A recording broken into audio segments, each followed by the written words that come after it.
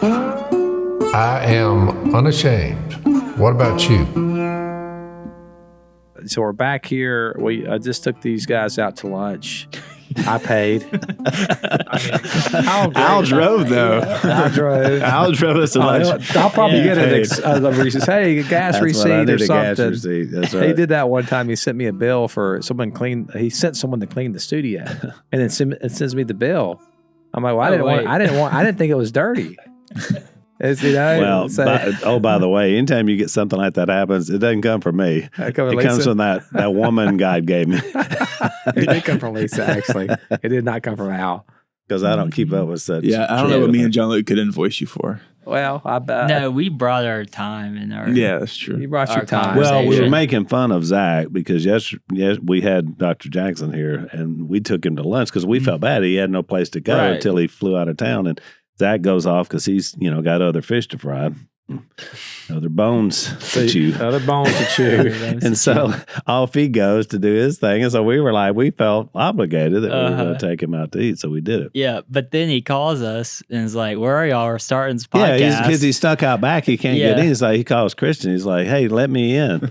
Well, we're doing your job and being a good host. Well, what you said was, we're starting back at 2. I'm like, well, when I left, we were starting back at 1:30. But well, first I said, because you thought I was Christian handed me his phone.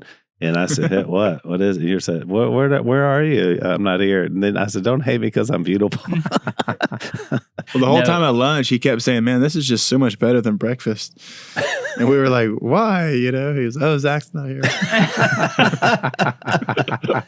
So today we're at lunch. And I'm telling the story that he told, Dr. Jackson told me, that Pat Sajak is on the board of Hillsdale College, which I had no idea. And so Christian says, who's that?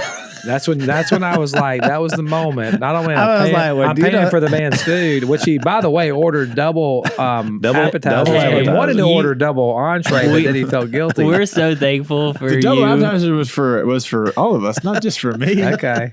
Zach, we're so thankful for you for paying for lunch, but you did say, pick the most expensive place. Whatever you want. Whatever you want. Get whatever you want. I was kind of kidding. And then y'all started like, well, what's that? Y'all were like seriously debating what's more expensive. Was it Jack's or Jack's? And John was like, I think Jack's is probably the most expensive. West Monroe doesn't have. Then we were going to go just for the most expensive place. So it wasn't like a fine dining, steakhouse kind of thing. No, you had a Yardbird sandwich. Yeah, I had fried chicken sandwich. I had a po' boy. It was modest. I just had a steak kebab. You had a steak kebab. And you had chicken and waffles.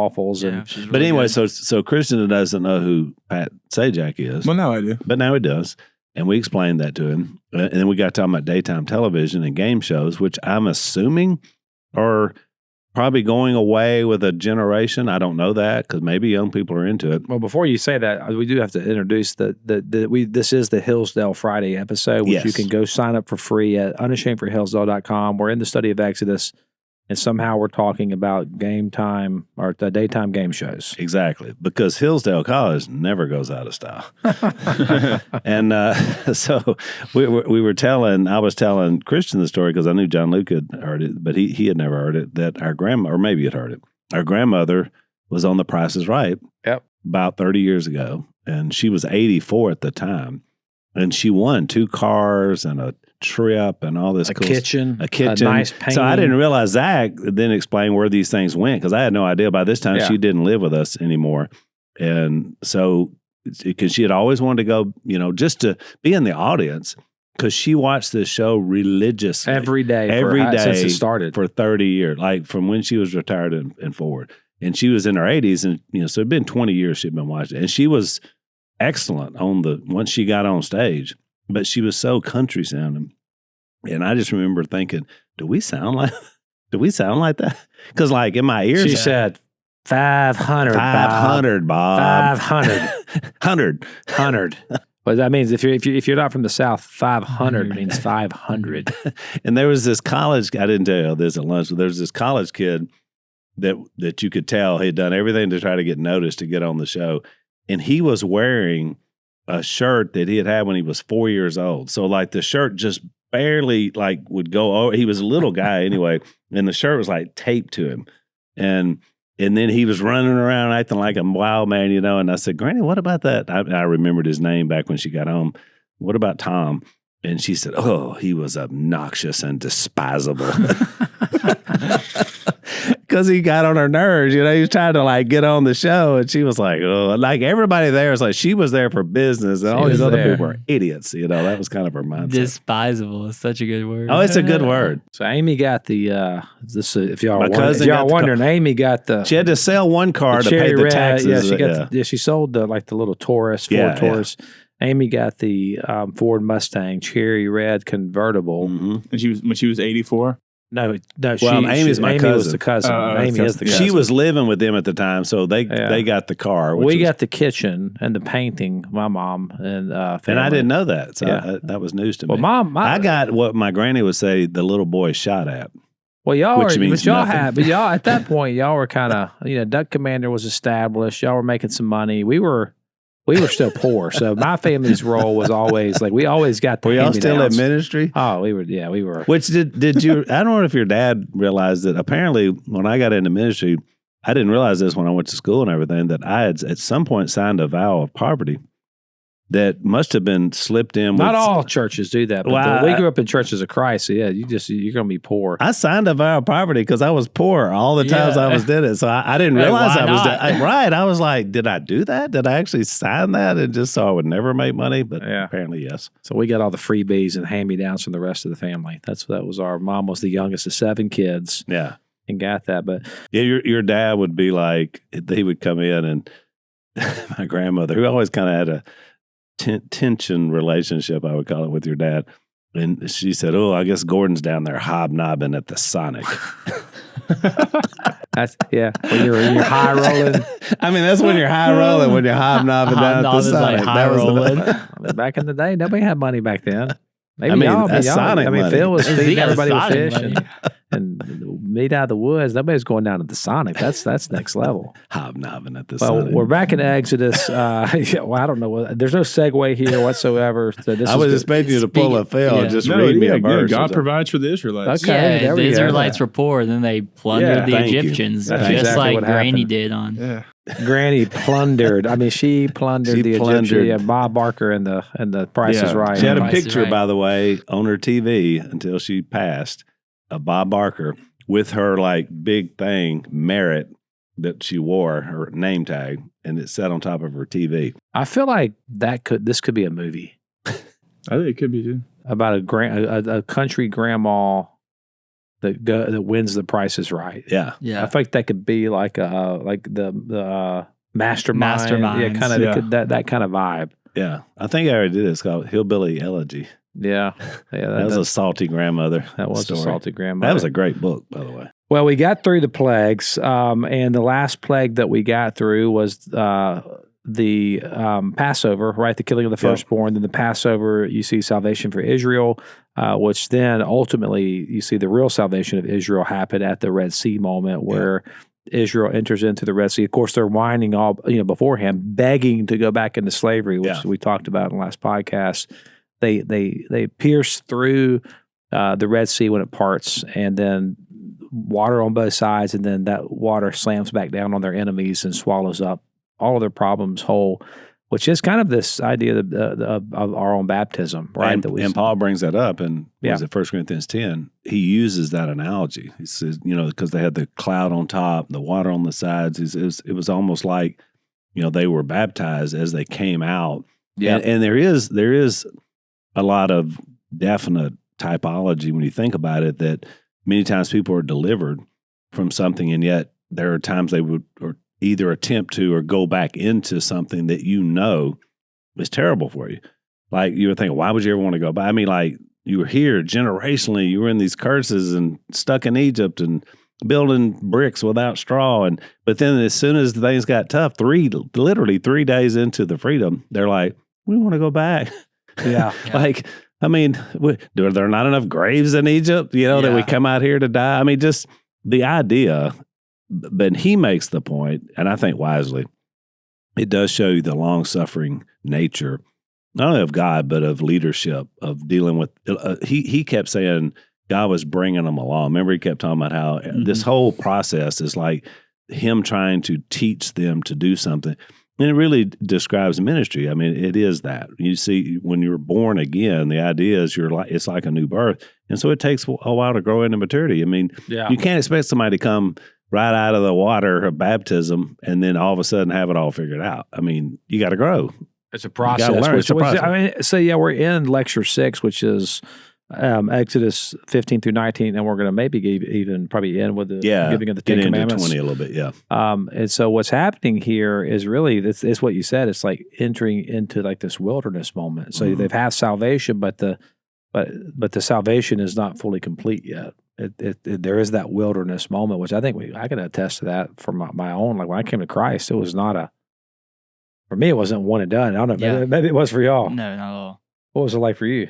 Oh yeah, I totally relate to the Israelites of they see all the miracles and then they immediately forget and are like, woe is me. I mean, that was totally me. I mean, I had a good life, but I came to Christ, was like, oh, I'm following God. But then, every minor and major inconvenience, I'm like, is God real? Is this all true? Why am I doing this? I want to give up. Even though I've seen the miracles God's done in the people's lives around me, my own life. Yeah. And then he comes through, and then the next year, it's like a minor inconvenience. And I'm like, oh my gosh, am I still a Christian? Am I still doing this or asking for forgiveness? Or am I doing the right thing? We just, as humans, forget. And I love it that you're painting the picture that everybody struggles with something, even if you grow up in a Christian home or in a good environment and strong family around you, you're still going to struggle at some point with something. And for a lot of people, it's like a lifestyle, like I did and Zach did for a while, where you just get into the world and all that stuff. And some people never go there, and you're glad because then you don't have all those bad memories. But at the same time, you're still going to struggle. Yeah, it's still going to be a challenge. It's going to be something different. Jace talks about it. He never got into the drinking and that part of the lifestyle, but then he became the older brother in Luke 15. He was very judgmental and and struggle with God in that way. Well, why? How do why should we rejoice when people they should have been right to begin with? I mean, he had that mindset mentality, and he said that held him back. Yeah, and he had to be like Christ and learn how to deal with people in weakness. So that in itself can be a weakness. Yeah, Christian, you said you had a dream last night. Do you remember what you said you were dreaming about? Yeah, I had this crazy dream. I saw a ladder, and then I saw Eden, and I just had these crazy temple motifs. You came in this morning, and that's what he tells us. He had temple motifs. Well, I texted John Luke last night. What did I text John Luke last night? You said you ready? And we know John Luke was awake. I texted John Luke at 10:30. I said, "Be thinking about your temple motifs tonight." And then John Luke said, "It's how I start my day." So what? Yeah, they're making fun of me behind my back, but then they tell me to my face that they're doing it. So I guess that's fine. And it actually came up later in one of the things, because when he says it, he says this is a vivid temple motif. I was like, did he get that from Zach? Yeah. I thought Zach was the only one that used that phrase. No, Dr. Jackson said it in the last lecture. But it is interesting when they come out of the Red Sea moment, they have this song that of Moses. It's kind of before their entry into the wilderness. So it's really like a song of recapturing everything that just happened. Yeah, it's a beautiful song that was written. A song called the Song of Moses. And isn't that cool that the idea that you would, in a moment like that the idea is that we're going to stop and sing. We're going to sing to God. We're going to sing to God. I mean, that makes me feel so great about what we do now. Yeah. There's something powerful about singing. And their songs worship. They're worshiping the Yahweh, and then they're retelling the story. Yeah. And so we won't read the whole thing, but it's like the first half of Exodus 15. Yeah. It may be the first 3/4 of it. But it's this song. It's all about what they came out of and the deliverance. But there's the pain is in there too, right? There's it's a story of suffering, a story of deliverance. But the last 2 verses, I'll read these because I think this is the whole point of the book of Exodus. I mean, this is the point of the book. I think it's probably the point of the entire Bible. If you were to circle this in your Bible, Exodus 15, 17, and 18, it gives us the real temple motif. He says, "You will bring them in and plant them on your own mountain." So there's that idea of where a mountain is high up. It's where heaven and earth meet. "The place, O Lord, which you have made for your abode." the abode, thinking, this is where I live, this is my house, this is my home. The sanctuary, O Lord, which you established, which your hands have established, the Lord will reign forever. So that really is the point of the story of Exodus. It's the story of how God makes his home with us. And so we get that picture here in this song, and that's why the song kind of ends with that. It ends with, this is the point of the whole thing. It's where God is going to tabernacle with humanity. Yeah. He's going to. And despite our belligerent disobedience, which they just did, but we want to be slaves, and we're in the very next chapter, they're going to have the bread come down out of heaven. And what Israel, again, it's like we're going to hoard it up. And if you can imagine this on a timeline and you're just looking at it, this song will arch over to Mount Sinai and this idea of the presence and the Almighty, but really doesn't include them yet, although they're not going to figure that out for a while. And then you got the tabernacle and the temple. If you could just keep following this over as it kind of shows you a picture of what's coming. But all of that pales to the major arch, which goes all the way to Christ. Yeah. Because that's the ultimate dwelling. Because you don't see the full, you don't get that until Jesus comes and sends his Spirit. Because you see this picture, it's like this Lord's going to somehow build his house, and there's going to be this connection with us. But then you keep reading and you're like, okay, maybe this time. Well, no, not yet. Because the next picture of it is so frightening and scary. When they actually get to Sinai, it's like, you can't even touch the mountain. Forget about we're going to all be holding hands singing Kumbaya. Yeah. We can't even get on the mountain. And then Moses even says, well, you told us not to get on it. I mean, he's even telling God. Yeah. But it's that picture and that idea, and you said this in a previous podcast, Zach, and it was good, that we can't stand the glory of God apart from knowing who God is. It overwhelms, it kills us. I mean, Moses was desiring this, and he even gets to see the back part of him, and he's glowing like he's nuclear. Yeah. I mean, that's how powerful the glory of God is.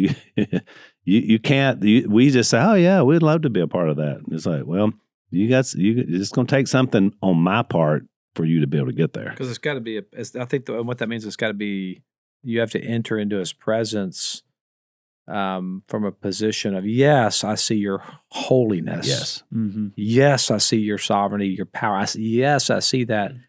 But then the other caveat is, and I see your goodness. Yeah. I think that, I don't know how y'all view this, but that original sin seemed to me to be more of a lack of trust, right? It's a lack of, I don't actually believe that you're good. Like, yeah, your intentions aren't good for me. Right. So you can't enter into God's presence without that in mind, or he says they can't eat from this tree of the knowledge of good and evil and live forever. They can't do that. Like, we gotta. That's not going to be good. By the way, and at this point, he's still competing. By the way, with the other gods that they just left. Yeah. So we're just now establishing that he's better than the other gods. Yeah. And some aren't so sure about that, as we'll see when we get to chapter 32. And just real quick, guys, if you want to be a part of this study with us, which we highly encourage, you can take these courses. We're in lesson 6 today, and maybe we'll get into a little bit of 7 too. In the Exodus course, you can get it unashamedforhillsdale.com. Sign up. It's free, and you can jump into this course with us.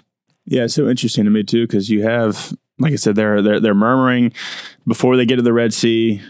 Like you mentioned, there weren't enough graves in Egypt, and then they're murmuring after they get to the Red Sea. Then you just keep seeing this repetition, right? And then God brings manna and quail, and then they're disobedient with that again because they're trying to collect too much. And so, yeah, you just continually see this thing. And I thought he had a good line. He talked about how disobedience turns God's blessings into a plague. Yeah, that was good. And I thought that was just, it's Unpack that. so What true. is it again? Disobedience. What does it say? Disobedience turns God's blessings into a plague. Because the manna, remember, is there, and he's told them how to do it. Don't get more than you need. Mm-hmm. Don't hold it over, because then you'll think it's by your hand. And then they did it, and then it turns into maggots. Mm-hmm. And then it's like they created their own plague in their disobedience, which is a brilliant point. Yeah. That's exactly what they did. Yeah, because all the excess that they had, the morning remember, after, everything was a stink of death back in Egypt, and now we brought that with us. Yeah, which is maybe because this is to receive His blessing. Is to receive the truth that God, that He is good, and that manifest presence. As you read in chapter 16, verse 6, when it comes to the bread, it says Moses and Aaron said to all the people of Israel, At evening you shall know that it was Yahweh who brought you out of the land of Egypt. So you're seeing that name of God tied to his intention and purpose of making it known. And then when he talks about at the end of that, he said, at twilight, this is also in the same chapter, you shall eat meat, and in the morning you shall be filled with bread. So God's provision, right? God's going to take care of you. Then you shall know that I am the Lord your God. I'm Yahweh. So this intention of God wanting to reveal his name it's like the continual thing that pops up throughout the whole entire story. Right. But also, Luke, you mentioned earlier about sometimes the blessings of God can become so second nature to you that you forget about how great they are. Because he doesn't get into this because it's later in Exodus, but there comes another time where they're like, manna and quail. Like, they're sick of it. I mean, we're sick, at least back in Egypt, we had some onions, something spicy. It's like, really? I mean, like, so now all of a sudden this, God wafers and delicious quail. And then remember, it's just, and then God's mad at it again. He's like, oh, you'll eat it till it's coming out of your nose, And it's like, you take it for granted. But we do the same thing. I mean, it's like we see blessing and then sometimes we just think it's us. Mm-hmm. We think somehow it's by our own hand. And so it happens continually. Yeah. I think this verse in this is 15:24. I think kind of sums up this next section, like gets us closer. It says the people grumbled against Moses because they didn't have any food, and God showed them a slog and they threw it into the water. And then the water became sweet. Then it says, and the Lord made them a statute and a rule, and he tested them, saying, if you listen to the voice of God, which is right, I will put none of the diseases on you, but I will be your Lord and I'll be your healer. And that idea of like testing or training, teaching a lesson, and then providing something good with the water, with the manna, with the water again, to me, it feels like God's like, I'm going to give you these small things, these small tests of obedience to show you that like, if you obey, even if you think it's arbitrary, that's going to turn out to be good. And then that leads up to the 10 Commandments, which ends up being life or death for them. Yeah. Of, okay, you've seen me give you water. You've thrown the log in the thing. You've seen me give you food and not gathered it up. You've seen me say, strike the rock, and you struck it, and I gave you more water. Now I'm going to give you these commandments. Even if you don't know why I'm telling you to do it, if you follow it, it will turn out good for you. Which is the only explanation for why he would tell them not to gather manna on the seventh day. Right. That was just to prep them for the Sabbath principle, which I loved the point he made about that, and Jesus makes the same point. Remember, Jesus kept getting into trouble because he would heal on the Sabbath or pick heads of grain. And he was like, man wasn't made for Sabbath. Sabbath was made for man. You got it backwards. And the principle was here. I mean, God didn't need to take a day off from creation, but he's shown us all along that we need a day off. Yeah. And I love the point Jackson made about it. He said, and it's not just for you. Because remember, your kids couldn't work, your servants couldn't work, your animals couldn't work. I mean, it's a break for everybody to have a better relationship. And he even made that point when he got into the commandments, which I think is a brilliant point. Yeah, you got to think about how confusing it would be for Moses too, right? Because you have all the plagues, you have the Red Sea, you have the manna and the quail, and then all of a sudden the people are like, we're thirsty. And then Moses is like, they want to stone me. I'm like, just think about that from a human. It's like you do all these things, and then it's like, then you're fearful that they're going to stone you. And like, I just picture Moses being like, what more can I do for you people, It's and if you've ever worked for, if you've ever worked in ministry, you know how he feels. It's like, feed me, Seymour. Because you go, perfect example. I walk in, I'm excited, I'm preaching, I got a sermon to preach, and some guy says, "Why are people wearing hats in here?" I don't know, but you know what? I don't care. I don't care. But you know what I'm saying? I mean, like to that guy in that moment, that was the most important thing. But to me, who had prepared for a week to present something to help lead people to a closer walk with Christ, I don't care about whether somebody's wearing a hat. Well, I mean, think about that idea. What continues to pop up is I want you to know that it was me, the Lord Yahweh, that brought you out of the land of Egypt. You didn't bring yourself out. You didn't muster. You didn't part the Red Sea. You didn't deal with Pharaoh and get him to relent and allow you to leave. You didn't provide the bread from heaven or the quail. You didn't provide now they're at that moment at the rock where they're like, we're thirsty. They're still. It's like I mean, you kind of get Moses' frustration with this. Like, these people want to kill me. And what's interesting of that story is that when Moses, in that frustration and in his anger, because I think this is a pivotal moment, right before Sinai, that where you see the futility of this whole like system, like this whole like this is not going to work because of the belligerence of the people. Yeah, the belligerent disrespect and disregard for the provisions of God, like just over and over again. It's like, what else can I do? And I don't think there was a level to which God could. Yeah. But even if you take the spiritual element out, Zach, it's the mob mentality. Yeah. Because you remember when we did the movie Torchbearer and you were talking about, the French Revolution. And so the original mob that turned it over, guess what? It didn't take long before that mob got turned. All those leaders all got lost their heads. Yeah, Maximilien Robespierre, who was the initiator of the French Revolution in terms of the revolutionary fighters, and he was the guy, and he was the one that instituted the guillotine. Yeah. Guess how he died? Guillotine. The guillotine. So they end up turning on him. So that is the mob mentality. And you see, it's the mentality of humanity. Exactly. That's why I'm saying it's the humans tend to do that. And so out of things we don't like, or out of fear, or out of whatever, then we want to turn. Everybody's like, "Oh, what's gonna?" I mean, you can watch it. Like when we were up during the hurricane, like I started feeling like scared within 12 hours because I'm seeing groups of people gather together. They don't have food. They don't have gas. There's no power. And they're starting to get together, and you can just sense it. You can feel it. There's a desperation. The hoarding begins, and then you tend to just kind of take your little family and pull them close to you, and like, I got to get out of here.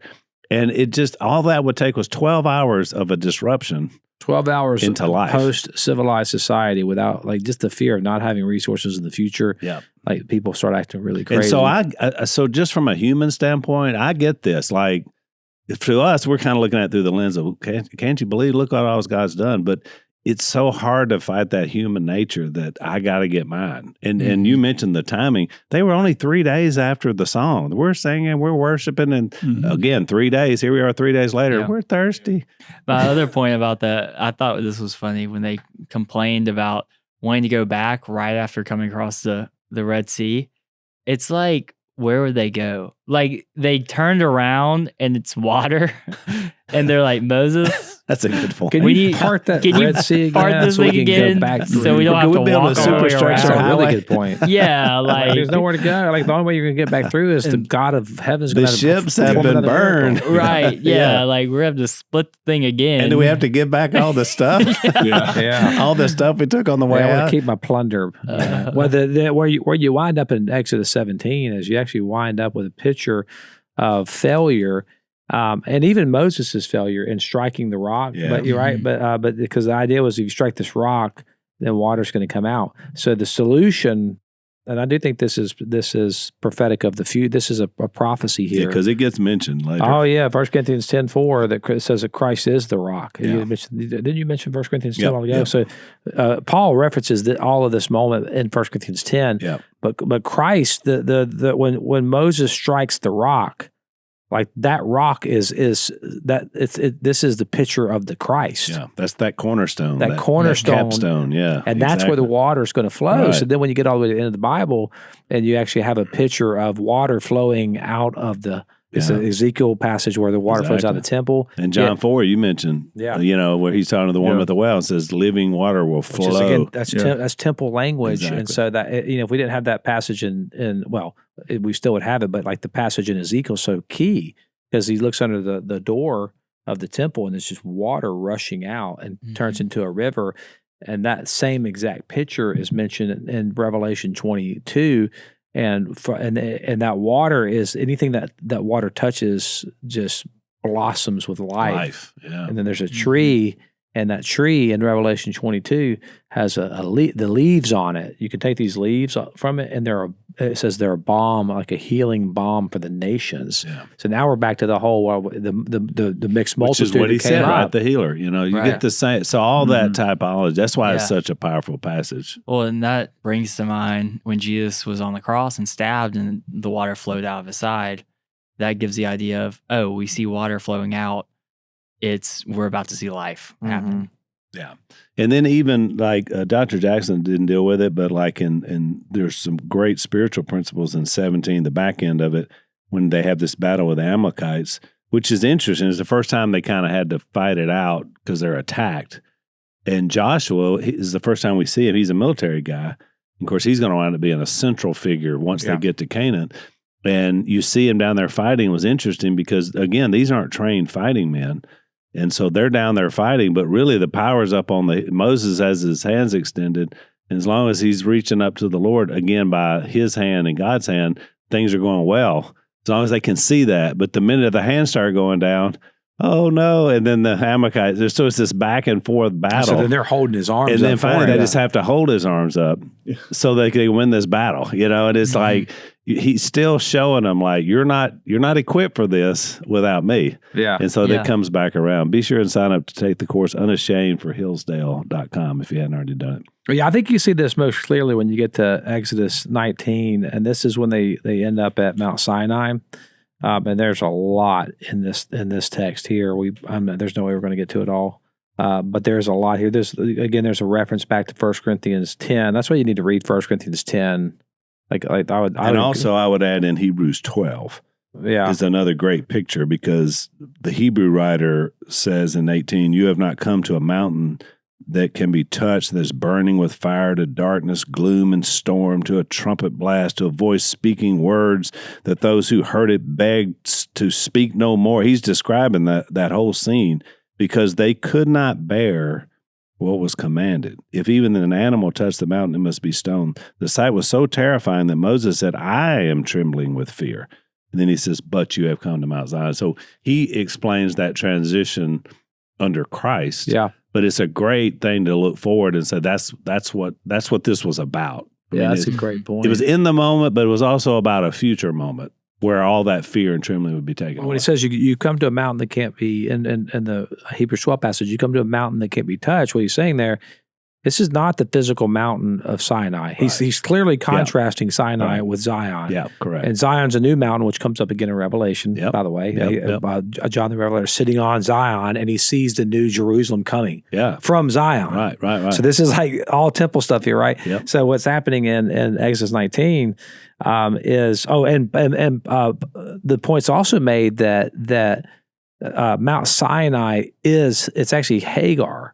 It's a weird thing that the New Testament writers do when they talk about this moment. Where's that at? Galatians. Galatians 4? 4, yeah. Yeah, let me read that real quick. Paul basically brings this up, this contrasting Sinai point. Hebrews does it better, but Galatians 4, it says that this may be interpreted as allegory, that these women are two covenants. So you have two covenants going on here. One is from Mount Sinai, which that's the covenant we're about to read about, and that we're kind of participating in now with the giving of the Ten Commandments, and then also the book of what's called the Book of the Covenant, which is basically the law. Yeah. And she, one is from Mount Sinai, bearing children for slavery. She's Hagar. Now we're all the way back to Genesis where we started, because Hagar, Ishmael, right? Yeah. Now Hagar Paul says, is Mount Sinai in Arabia. She corresponds to the present Jerusalem. I mean, think about if you're Israel. I mean, that's like the most derogatory thing that somebody could say to you is, "Oh, you're actually the Ishmael in this story now." Yeah. I mean, that's like, wait, whoa, no, we're the children of the promise. Exactly. No. Current Jerusalem, present Jerusalem is Hagar. Yeah. For she is in slavery with her children. Now we're all the way back to this Exodus moment, right? That we're thinking slavery here with her children, but the Jerusalem above is free. She is our mother. For it is written, "Rejoice, O barren one who does not bear, break forth and cry aloud. You who are not in labor, for the children of the desolate one will be more than those of the one who has a husband. Now you brothers like Isaac are children of the promise." And so I think this is so key, understanding these covenants, because when you get to places like Romans chapter 9 is a key text for all of this, because it clearly is defining who Israel is. Yeah. And the way that Paul defines Israel is the children of the promise, not the children of the DNA of the flesh. And the way you know you're right is because the backdrop of why Galatians was written to begin with was because they were trying to add circumcision into becoming a son of God, becoming a Christian. And Paul was like, that thinking is out. And then he went to that graphic links to show that. It's not, you don't have to become an Israelite in a physical sense to then become a son of God. You know how we know this is true too? How does Hebrews 12 end? Exactly. About the kingdom. You belong to a kingdom that can't be shaken nor destroyed. You say, well, what does that mean? The kingdom language. Why is Hebrews end with that? Because you mentioned Hebrews 12 a few minutes ago, referencing this exact moment. Right. Well, listen to what it says in Exodus 19, where we're at. He says, this is verse 6, and you shall be to me a kingdom of priests and a holy nation. Yeah. Well, that goes back to what we talked about in the last podcast. Why are they eating the meat at the Passover, or the lamb at the Passover? Because they're priests. Right. Well, who else is going to be a priest? He's saying you are a kingdom of priests. Right. Israel, you are a kingdom of priests. You are a holy nation. There's that kingdom language. Then you read that and think, I don't know what all that means. Well, you got to go to what it means to us. You have to read Hebrews to understand what this text means now. Right. Because all this is realized in Christ. And I'm sure from their perspective, they were only seeing this as... Because this is the first time you'll see this kingdom language being mentioned. I mean, that's a new concept he just dropped on them. These people have been enslaved all this time. They've been under Egyptian rule. Yeah. I mean, Pharaoh was there. Never had their own kingdom. They never had their own kingdom. So all of a sudden, it's like, so they're thinking, kind of like the disciples misunderstood, that means we're going to be the new, now we're fixing to do some ruling around here. And that permeates their thought process all through the kings and the picking of Saul and, going all the way forward. So it's pretty amazing. But again, it was never God's final intent. We don't find that out till much later. You still got a couple of thousand years of history to get through. But it's right here. This is where it all begins, which is very popping off. Wow, this is like you got in our wheelhouse. I just need like some popcorn. I was like, Exodus 19, Hebrews 12, Galatians 4. You got in our wheelhouse. We were like, well, we've been permeating in this for a while, so it's like you start. That's why it's called Unashamed for Hillsdale. Unashamed about it's like, we've been on this kingdom talk for a long time. But that is so important as this being the birthplace of it. But you have to study it. Anything in the Bible we're studying, just like we're doing with this, you have to understand what it meant to them before we can really get we're looking back over this arch of history and able to see this clearly, but you have to put yourself in these people's position. Well, they don't know. They just got out. Yeah. They're thirsty. They're hungry. You know what I'm saying? You got to put yourself in that position. Yeah, they didn't know what was coming There's next. no way they were coming. They realized it, No, not at all. Yeah. The funny thing for me is when they get to Sinai and God is telling Moses, tell them not to touch the mountain. And it talks about Moses having faith in the people that they're not going to touch the mountain. And I'm like, what do you mean you have, you're telling God that they're not going to, what are you talking about? God's like, no, stop. Go tell them not to touch the mountain. Exactly. I'm like, how would Moses have faith in them right now? Yeah, Moses like, they're good. These guys they follow instructions very well. I thought Dr. Jackson's point was cool to tie in that back to the tree of the knowledge of good and evil. Yeah, that was good. I hadn't thought about that that correlation. I that was cool. Cool. That's one thing I haven't quite grasped that whole concept yet. To be honest with you, that people would eventually been able to eat of the knowledge. I couldn't quite. That was a little deeper than my mind can't quite go there. I don't really understand that. Do y'all?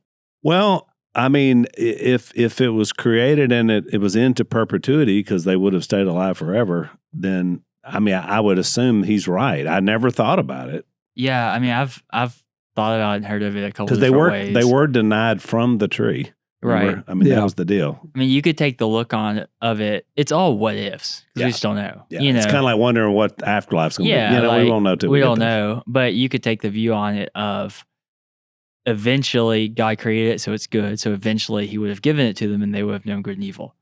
Or you can take it as the act of eating it and disobeying caused them to understand good and evil. Like the good and evil wasn't a substance in the fruit, but it was the act of obedience and disobedience that that's teaching them one way or the other. That's how I see it. That the act of eating the fruit, and it was even more than just disobedience. Maybe disobedience framed up in the context of It's to dine alone without God. Yeah. Because it says they saw that the fruit was pleasing to the eye. So it's almost like I'm looking at this fruit and I want the fruit for the sake of the fruit. Mm-hmm. So whatever the thing is, it terminates on itself instead of being priestly or Eucharistic and being like more like something that I participate in communion with Him to give praise back to Him. I think the presence is the center of it all. And I think that's why when you get to this text in Exodus 19 is so important that what this text centers around is presence, because what you see is God condescends and He comes and He gets on the mountain now. Like that's a big move. Like, I mean, in terms of like, because you think about what were they trying to do in Genesis 11 at the Tower of Babel? They were trying to build the mountain up to God or the tower up to God. But instead, what happens here, it's like the reverse. It's not that man goes to God, it's that God comes to man. But it's not quite there yet. It's not what we see in Jesus, because He's on the mountain. But then what does He say? Don't come near. And it's interesting that, and once again, in 19, we got that 3 days again, because to go to the people, it was verse 10, consecrate them today and tomorrow, have them wash their clothes and be ready for the third day. Mm-hmm. Here we go again with this third day typologist all the way through it. And it's interesting because He's telling them to wash themselves and don't have sex, no sexual relations. Keep it in the pocket. You keep it in the pocket. And the idea, again, is why would He choose those things? Like, that doesn't make you unholy or holy, but somehow God wanted all attention on the moment. And so it's like the basic instincts of what we would do. He's like, no, I want you to take 3 days and I want you just to get ready for what's about to happen. So it's an interesting way He approached this people. If you view it typologically, is this, because with the Mount of Transfiguration, right, when Jesus was with Moses and Elijah and the disciples, because obviously if Jesus is outside of time and space, like, could that theoretically have been the presence that was on the mountain here at Sinai? Are there correlations? I definitely think that the presence here is Christ. Yeah. Or I'll say this, is the Son. Like Christ is the incarnation of the Son, so Christ hasn't incarnated yet. Yeah. So I think it is the divine Son. It's the Son of God, and then when you get to the Mount of Transfiguration, you have Moses there, who represents what he's receiving right here. Yeah. Moses is the law, and then the other is the prophet. So you have the prophet and the law, prophecy, prophet, law, and then the fulfillment of both. Yeah. And somehow the interaction was interesting, because as Moses goes up, I mean, like, and the actual law is given. I mean, there's a presence there, but it's not in a physical sense of something, a person, and yet at the same time, later he wants to see him, and he can't look at his face, but he can look at his back. Mm-hmm. And so then you do get some sort of physical manifestation, which is really interesting. It happens when you get over to 32. And so I don't know. It's one of those things. It's one of those curiosities. I can't wait to find out, because it's going to be some. I mean, like, well, what you have in Exodus 19 is it's the part of the story where the sin of Israel is essentially highlighted. It's the sin of humanity, and our particular situation is that God is holy. Yeah. He sits on his throne. He's on this mountain. He is near. I mean, there is some like, but there's a dividing wall that cannot be. If you penetrate this barrier, you're going to die. Like you are going to die. If it's like it's the same thing that we saw in Exodus 3, whenever Moses is there and he sees the burning bush. The bush that's not being consumed, the fire that doesn't need any fuel, burning, and he says, "Don't come any further. Stop. The ground you're standing on is holy." So this is another picture of stop. But now Moses is invited up because he's that mediator figure. Right. But everybody else, like, don't let anybody else come up here. If I'm too holy, my holiness will evaporate. And by the way, that plays forward, and Jackson talked about it. And got the Ark of the Covenant was another object that you couldn't even touch. Like, it was like, don't touch this. You touch this, you die. And it happened to some people.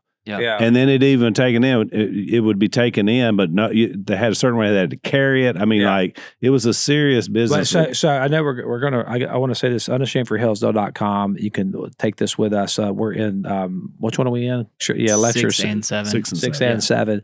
I want to get to the 10 Commandments real quick, but to get there, it's what you have to understand about this moment is that you should, if you just read Exodus 19, then you should think, I mean, that's the feeling you should get. There's not really like a moment in Exodus 19 where, the Exodus 19 is like nobody can come any closer. We've gotten as far as we can get to the presence of God, and there seems to be a barrier. Be thinking about that temple motif again. Be thinking about the tree of life, which is now guarded by the curtain or by the flaming the angels, the cherubim with the flaming sword, right? Nobody comes past this. Nobody gets to the tree of life. Then that's going to become the actual in the tabernacle. But right now, that barrier is right here at Mount Sinai. Yeah. And so then enter in. Okay, now what's going to happen is God's going to call Moses up, and He's going to actually give Moses over these next few chapters. He's going to give Moses the way that they can make it through this barrier. Right. There'll be more bad news because they're going to realize in just a minute that but we can't do that, right? But right now, he's at least saying, okay, if you're going to penetrate this barrier, here's the 10 Commandments, and then he's going to give the book of the covenant. Right. But the law, and I want to say this because a lot of times we go back and we read the Old Testament, and then we read the New Testament. We would think, Old Testament, and Dr. Jackson talks about this, Old Testament is mean God. Yeah. And New Testament's nice God. Right. I'm paraphrasing. He didn't say it quite like that. Yeah. We think the law is bad and then grace is good. But that's not what the New Testament writer says. No. The law, he says, is actually good. Yeah, Paul said it several times. Yeah. Good and holy. Yeah. You know, I mean, the problem wasn't in the law. The problem was in the inability to keep law for everybody.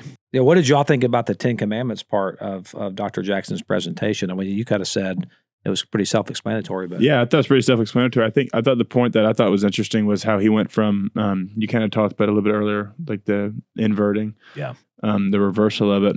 I thought it was going from honor your father and mother, which was positive, to like the more kind of negative connotations. I don't really think half of them are no's and half of them are do this. And is that what you mean by the inverting? well, he talked about how you could get at the very end, which was don't covet, and then you can start working your way backwards. If you covet, you'll tend to want to bear false witness. You'll tend to want to steal other people's stuff. You'll tend to want to sleep with somebody else's spouse. Ultimately, you may even kill somebody. And at all, he says you could invert that, and it could come from either end of the situation. You know? That's interesting. That's Francis Schaeffer. He painted this picture in his book True Spirituality, and he said that it's like a wheel, and all the first 9 commandments are spokes, and the hub of that wheel is the 10th commandment: "Thou shalt not covet," because you can't violate any of the other 9 without first violating the inner one of your heart, the covet. Yeah. And that's kind of his point. Yeah. The point he made was cool because he was, because it's because I don't covet another man's house, wasn't it? Yeah. Yeah. And then God then goes he finally on, says anything. Yeah. Then he's like, your neighbor's wife, or your wife. I think his possessions, his servants, his animals, and then it ended with like. Or anything he had. Anything else. Yeah. I thought that part was funny. Which, if you think about it, and this is huge, and we're almost out of time, because I thought the lack of contentment is what he's talking about. You remember what Paul said in Philippians 4? I have learned the secret to life, to be content, whatever the circumstances. And then he says that famous verse that everybody gets tattooed on, I can do all things through Christ who strengthens me. But the only reason you can do all things through Christ who strengthens you is if you find contentment in Christ first.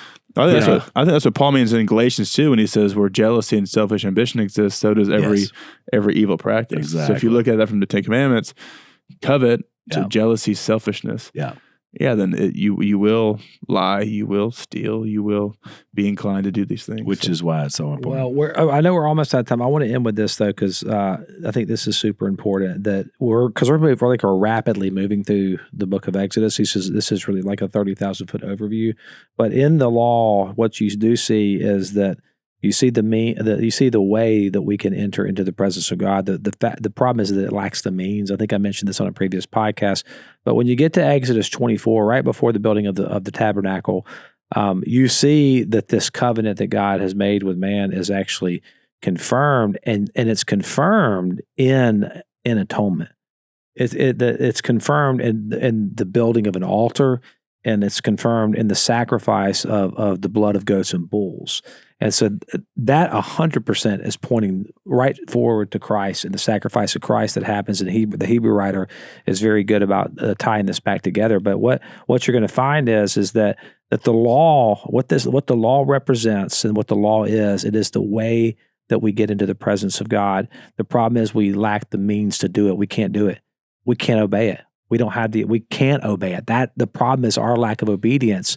And what's going to happen with Christ. And if you listen to this podcast, we've been talking about this because we've been in John chapter 14 through John 17 and the coming of the Holy Spirit, that God is going to give us the sacrifice of Jesus. He's going to be the one that's slayed on the altar. He's going to be the one that is sacrificed for our sin, and that he is going to be the one that will be crucified, buried in a tomb, and that will be resurrected on the third day, that will ascend to sit at the right hand of the Father, and he will send the Holy Spirit who will live in the new temple of our body, and the Spirit will enable us to be obedient. That's the picture. That's what's going to ultimately happen, is the Holy Spirit of God is going to enable us to be obedient. And you clearly see in this story, when the Spirit wasn't present in the hearts of human beings, they did not have the ability to be obedient. All we need is a verse of just as I am. Come on. We're ready to respond. We'll see you next time. Join us every Friday for Unashamed Academy powered by Hillsdale College. Make sure to go to unashamedforhillsdale.com and sign up. It's no cost to you. That's unashamedforhillsdale.com. And don't miss an episode of the Unashamed podcast by subscribing on YouTube, and be sure to click the little bell and choose all notifications to watch every episode.